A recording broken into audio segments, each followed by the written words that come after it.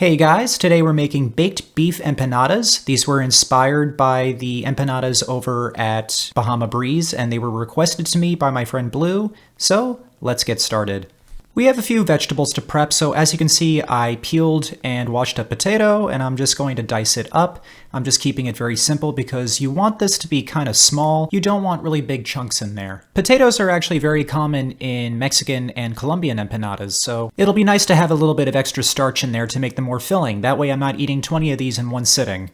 Next, I'm going to peel and grate a carrot, and I'm just going to make them very, very small, and that sweet flavor is definitely going to come through when it cooks with all the vegetables. I'm also going to dice up a orange bell pepper. You can use any color that you want, but I figured orange is a good theme here. We're finally in fall. And I think I've used every color bell pepper in some of my past videos already, except for orange. So now the color wheel is complete. I'm also going to chop up a white onion here. You can use any type of onion that you want. You can use red, you could use yellow, but I didn't want anything too strong because I don't want to take away from some of those spices that we're going to put in there later when we're cooking. I'm also going to crush and mince up some garlic just so I can add something a little bit more potent. It's time to cook all of my vegetables. In a large saucepan, I'm going to put in a little bit of olive oil, and then I'm going to add everything that we just chopped and diced up. And you'll notice that the potatoes browned a bit because they were sitting and they were exposed to too much air. But do not worry, because as they cook, they will actually lighten up a bit and bring their color back. I am going to cook these for about 10 minutes over medium heat, mainly because I just want everything to be cooked and be nice and tender. I don't want to bite into any crunchy potato or raw bell pepper. That will be very unpleasant. Next, I'm going to add my ground beef. You can use any type you want. I'm using ground chuck, which is 80% lean, 20% fat. If you'd rather use a leaner ground beef, you're more than welcome to. This is just what I prefer to use. And also, when did ground beef get so expensive? There was like a huge difference between this and leaner ground beef. It was actually a $4 difference, so I don't know what's going on in grocery stores. But once your beef is completely browned, it's time to add all of our spices. I'm using salt,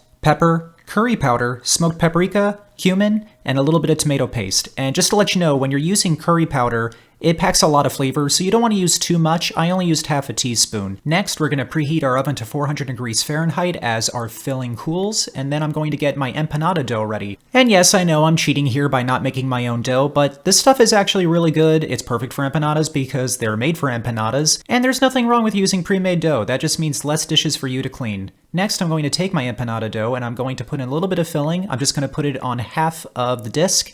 But that way it's not overfilled. I'm just going to close it up, and just to make sure it's sealed completely tight, I'm going to take a fork and just press down the ends of it. And it makes a little design, almost like a dumpling. And I mean, in a way, these are kind of sort of dumplings. And I'm just going to put them on a baking tray lined with parchment. I'm going to bake these today rather than frying them, mainly because, well, one, I don't have an air fryer, even though everybody tells me I should get one.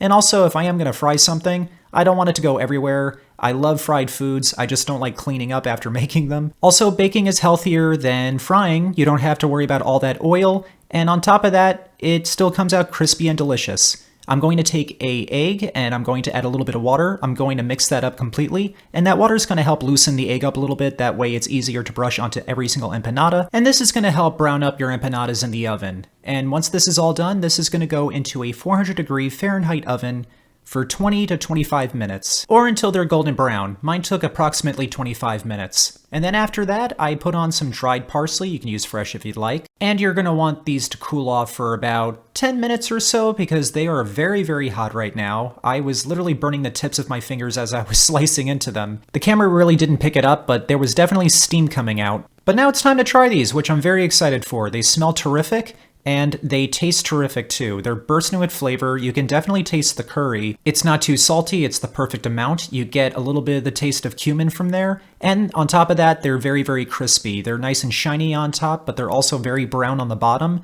which I was very happy for. So you don't need to fry these in order to get them to be super crunchy. Even though I said I wasn't going to eat 20 of these mainly because of the potatoes, I did end up having another one after this. And they are a little bit filling. They're 6 inches, so they're a decent size, but they are enough to feed your family and make them happy. Alright guys, I hope you all enjoyed this one. Please remember to like and subscribe, and I will see you all next time.